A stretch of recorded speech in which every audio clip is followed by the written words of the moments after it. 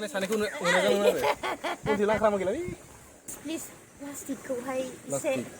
हाग्रायाव गारनायखौ बथलफोरखौबो बुख्रुबनायखौ प्लिज काइन्डलि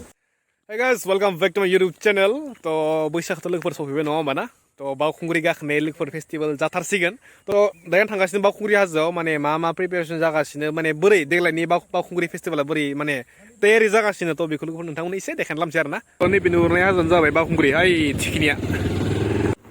फुरा मावगासिनो दखान सखान लुगासिनो। निउ गेट न? निउ गेट जागोन। बेयाव दोङो सासे बर' आइजो नै पुरा प्रिपेरेसन दखान ओमफ्राय नियावनो जायो माबाया फेस्टिभेला ना मेन फेस्टिभेल पेन्डेला त' ओइयाव गाखोगोन आरो जों ओइ बिजौआनो जाहैबाय बावखुंग्रि त' आङो लोगोफोर देग्लाय फार्स्ट टाइम गाखोगोन खिन्थु आं बेयाव फैनाया खेबसे जाबाय आरो ना खिन्थु अफ सिजन मोननैबो त' नै पुरा दखानफोरनि लोगोफोरनि लाइन आरो ना गासैबो प्रिपेयार जागासिनो फार्स्ट टाइम दे बेफोरखौ नुफेराखैमोन आं खोरोम जागाया मासे मोजांब्रा लोगोफोर बेनो आरो ना जास्ट आं देखायबाय मा प्रिपेयार जागासिनो फैबानो जाबाय लोगो मोनगोन ना माबा दङबा खाफाल दङबा आंथ' थाखागोननोसै लोगोफोर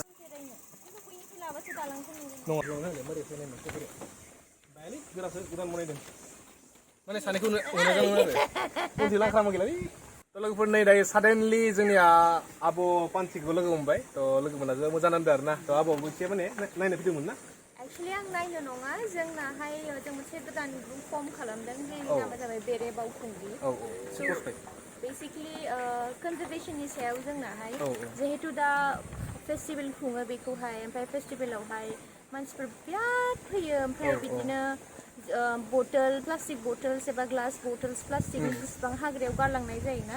स' बेखौ दा खालामथों होननानै जों बे अर्गानाइजेसनखौ जों खुंदों आरो ना स' दा जोंना खामानि सोलिगासिनो दङ नैबाहाय बै खनायावनो बे ब्रिजखौ बारनानै जों बाव मोनसे मिउरेल दोनगोन आरो ओमफ्राय मानसिफोरखौ जेसेबां हायो जोङो एवारनेसखौहाय बांसिन लाबोनो थाखाय जों सेस्था खालामगोन आरो ओमफ्राय गामिनि मानसिफोरजोंबो जों इनभल्भखा ओमफ्राय जोंना खामानिया दा दैलि जागासिनो दङ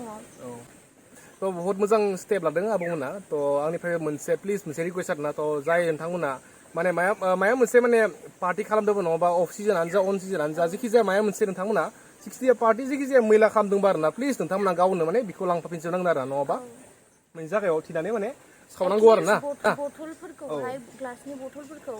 माबानाङा सेफायनाङा मानसिफोरा फेनानै माने दैफोराव माने बिदि माने आरो जोंल' नङा जेनेबा जिब जुनार दंना बिसोरबो आघात जागोन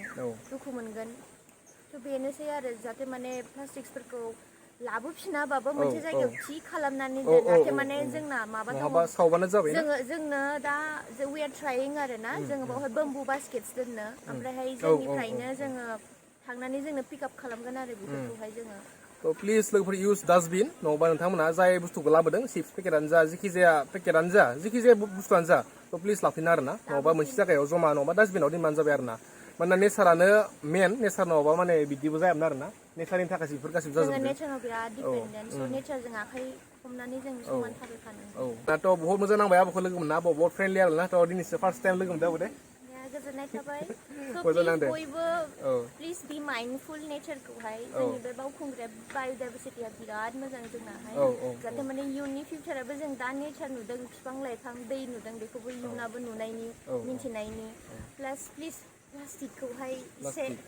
हाग्रायाव गारनायखौ बथलफोरखौबो बुख्रुबनायखौ प्लिज काइन्डलि बि माइन्डफुल प्लास्टिकआ मानोना मिलियन्स इयार्सबाबो माने बेफोर सेवा आरो ना थ' माने हाखौ माने बेद माने गाज्रि खालामो पयजनास बहुत माने थ' मोजां नांबाय दे लोगो मोननानै आरो जोंनि बेरेखौहाय नोंसोरो प्लिज माबा खालाम फल' खालाम बेरे बावखुंग्रि होननाय इन्सटाग्राम पेज दङ आंनि चेनेलनि डिसक्रिपसन थागोन दे लोगो दे ओमफ्राय फेसबुक पेज दं गैया फेसबुक पेज बेरे बावखुंग्रि थ' डिसक्रिपसनाव चेक खालामबानो जाबाय दे आरो फल' आरो शेयार थेंक इउ थ' आब'खौ लोगो मोनना बहुत मोजां नांबाय बहुत मोजां मोनसे माने आगान माने स्टेप लादों आरो ना आब'मोना ओमफ्राय आब'नियाव माने नै बैसागोनि मुङाव माबा मोनसे निउ मिउजिक भिडिअ फैगोन नामा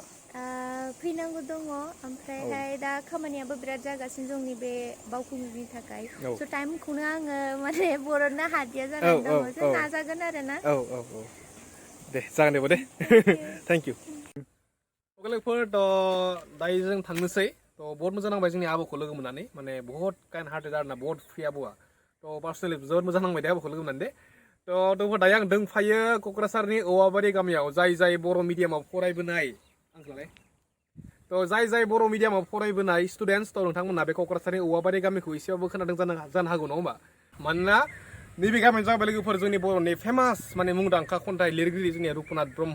सारनि गामि आरोना थ' प्रायानो लोगोफोर गोसोखांलाय जोंनि माने उन्दैनि आरोना क्लास 8, 9, 10 जेरै जों फरायबोनाय बर' मिडियामनि आरोना क'क्राझारनि औवाबारि गामि थ' लोगोफोर बे गामिया बेनो आरोना थ' लोगोफोर बिगिनांसै नेक्स्ट लोगो मोनसे माया मोनसे मोजां टपिकजों लोगोसे थ' बिगिनांसै